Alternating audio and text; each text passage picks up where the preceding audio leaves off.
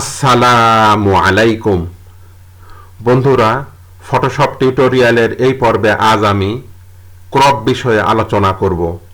পাশাপাশি একটি ইমেজকে তিনটি পদ্ধতিতে বিভিন্ন স্টাইলে ক্রপ করা দেখাবো এবং ভিডিওর শেষে ভিজিটিং কার্ড তৈরি করে রাউন্ড শেপ তৈরি করা দেখাবো। তাই ভিডিওটি খুব গুরুত্বপূর্ণ, শুরু থেকে শেষ পর্যন্ত দেখবেন। আশা করি অনেক উপকৃত হবেন। চলুন মূল কাজ শুরু করা যাক। তো প্রশ্ন হচ্ছে, ক্রপ কি? ফটোশপ 7.0 তে ক্রপ একটি খুবই গুরুত্বপূর্ণ ও বহুল ব্যবহৃত ফিচার। এর মাধ্যমে একটি ছবির নির্দিষ্ট অংশ নির্বাচন করে ছবির অপ্রয়োজনীয় অংশ বাদ দিয়ে প্রয়োজনীয় অংশটুকু রেখে ছবিকে সুন্দরভাবে সাজানো যায়। তো আমি একটি ছবি ওপেন করেছি। এখন প্রথম পদ্ধতি দেখাবো। প্রথম পদ্ধতি হলো নরমালি ক্রপ টুল দ্বারা ক্রপ করব। তো প্রথমে আমি এই ক্রপ টুলে ক্লিক করলাম। এরপর আমরা যে কোনো ছবিকে বিভিন্ন সাইজে নির্ধারণ করে ক্রপ করতে পারি। সাপোজ আমি পাসপোর্ট সাইজে ক্রপ করব। এজন্য উপরে অপশন বারের with 1.5 inch, height 1.9 inch, resolution 300 দিয়ে আমাদের এই ফ্রন্ট ইমেজ আমরা যদি এভাবে করে ড্রাগ করি তাহলে এটি পাসপোর্ট সাইজে ক্রপ হয়ে যাবে। এখন এখানে ক্লিক করলে দেখুন এটি ক্রপ হয়ে গেছে। তো আমি এখান থেকে এডিট আনডো ক্রপে আসলাম, ব্যাকে আসলাম। আবার এখানে দেখুন ক্লিয়ার অপশন আছে, এখানে দিলে এটি ক্লিয়ার হয়ে যাবে। এখন আমরা চাইলে যেভাবে দরকার সেভাবে আমরা নির্বাচন করতে পারি। ইচ্ছা মতন এভাবে সাইজ নির্ধারণ করে ক্রপ দিলে এটি ক্রপ হয়ে যাবে। তো আমি এখান থেকে এডিট আনডো ক্রপ করে ব্যাকে আসলাম। এখন আমরা দ্বিতীয় পদ্ধতি দেখব। দ্বিতীয় পদ্ধতি হলো মার্কিউ টুল দ্বারা ক্রপ করা। যেমন এখানে আমি প্রথমে এখানে রেক্টাঙ্গুলার মার্কিউ টুল রয়েছে, তার নিচে রয়েছে ইলিপ্টিক্যাল মার্কিউ টুল। সাপোজ আমি ইলিপ্টিক্যাল মার্কিউ টুল দ্বারা ক্রপ করব। সেজন্য ইলিপ্টিক্যাল মার্কিউ টুল সিলেকশন করে এখান থেকে আমি সাপোজ এইভাবে করে আমি একটি বৃত্ত করে নিলাম। এরপর আমরা কিবোর্ড থেকে কন্ট্রোল জে চাপলে সিলেকশন অংশটি নতুন লেয়ারে কপি হবে। এখানে দেখুন লেয়ার 1 নামে একটি লেয়ার এসেছে। এরপর নিচের এই লেয়ারটিকে আমরা সিলেকশন করে এখান থেকে ডিলিট লেয়ার করে এটি ডিলিট করে দিলাম। এরপর এই বৃত্তের বাইরের অংশটিকে আউট করার জন্য এখান থেকে কন্ট্রোল চেপে এই থাম্বনেলে ক্লিক করলে এখানে একটি সিলেকশন আসবে। আসলে এখানে ইমেজ মেনুতে ক্লিক করে ক্রপে ক্লিক করলে এটি দেখুন বাইরের অংশটি ক্রপ হয়ে গেছে। এরপর কন্ট্রোল ডি দিয়ে ডিসিলেক্ট করে এখান থেকে ফাইল, সেভ অ্যাজ, ফাইলের একটা নাম দিচ্ছি, এখান থেকে 1 দিলাম, এখান থেকে পিএনজি মোড করে ডেস্কটপ লোকেশন করে সেভ করে দিলাম, ওকে করে দিলাম। তাহলে এটি সেভ হয়ে গেল। এখন আমি তৃতীয় পদ্ধতি দেখাবো।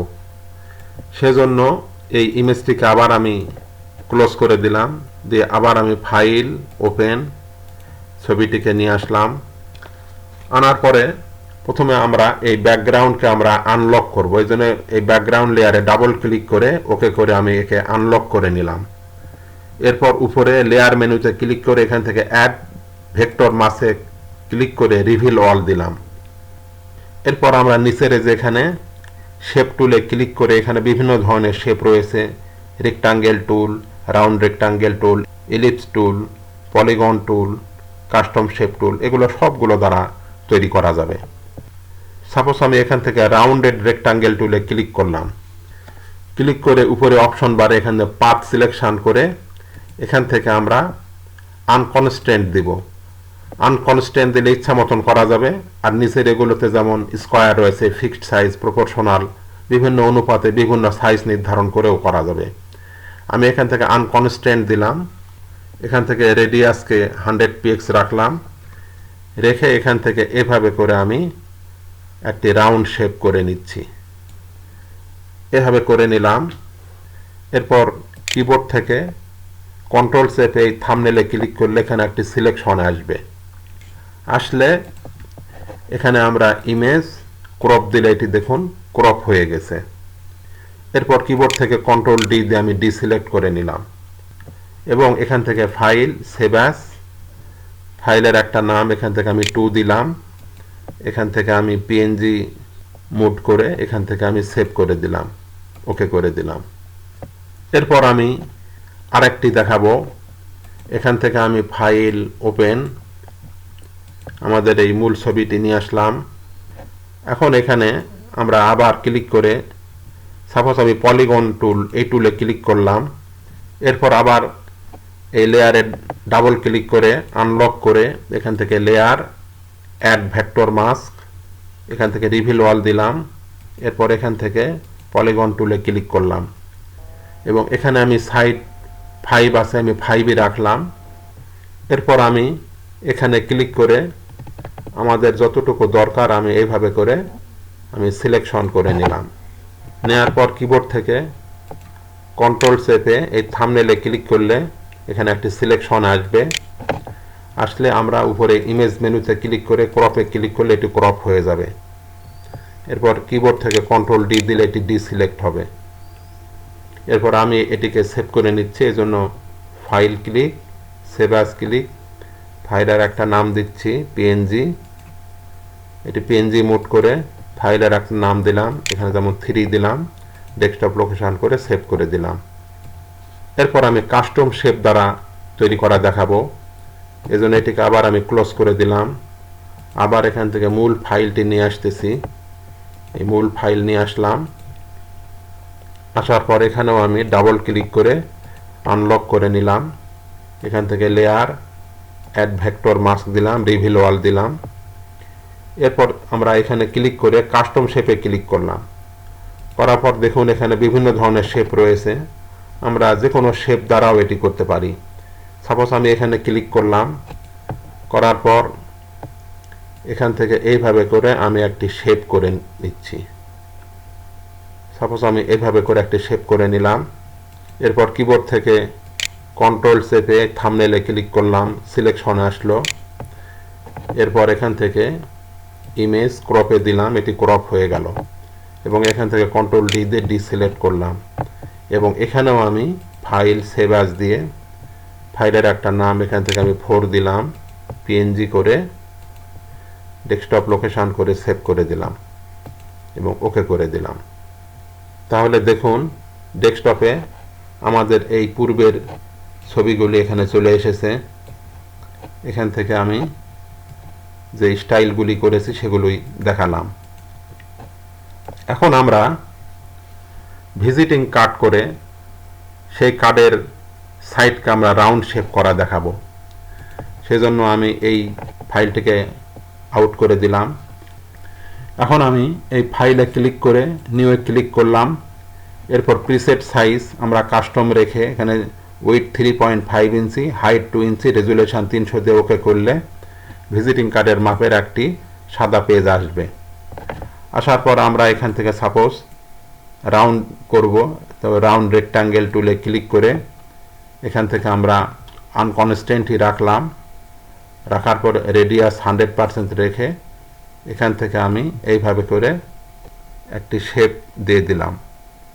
এইভাবে করে শেপ করে এরপর এখান থেকে পাথ সিলেকশন টুল দ্বারা আমরা এখানে ক্লিক করে এটিকে সিলেকশন করলাম, করার পর এখানে মাউসের ডান বাটনে ক্লিক করে এখানে স্ট্রোক পাথ ক্লিক করলাম, করার পর টুল এখানে পেন্সিল অবস্থা আমরা এখান থেকে ওকে করে দিলে এখানে একটি শেপের আকৃতি আসলো।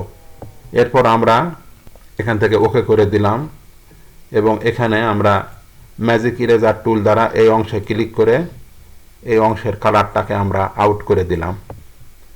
এভাবে আউট করার পর এখানে উপরে ভিউ ক্লিক করে এখান থেকে রোলার নিয়ে আসতেছি, রোলার নিয়ে আসে এখান থেকে আমি একটা গাইড নিচ্ছি, এই গাইডের ভিতরে আমরা ডিজাইন এবং লেখালেখির কাজ করব। এখান থেকে দুটি গাইড নিলাম এবং এখান থেকেও এইভাবে একটি গাইড নিলাম এবং এখানেও এখান থেকে এইভাবে করে একটি গাইড নিয়ে আসলাম। আমাদের এই যে ভিতরের এই চারকোনা বক্সের ভিতর আমরা লেখালেখি করব। এখন টাইপ টুলে ক্লিক করে এখানে একবার ক্লিক করলাম, করার পর এখানে আমরা সাপোজ লিখতেছি ভিজিটিং, VISITING,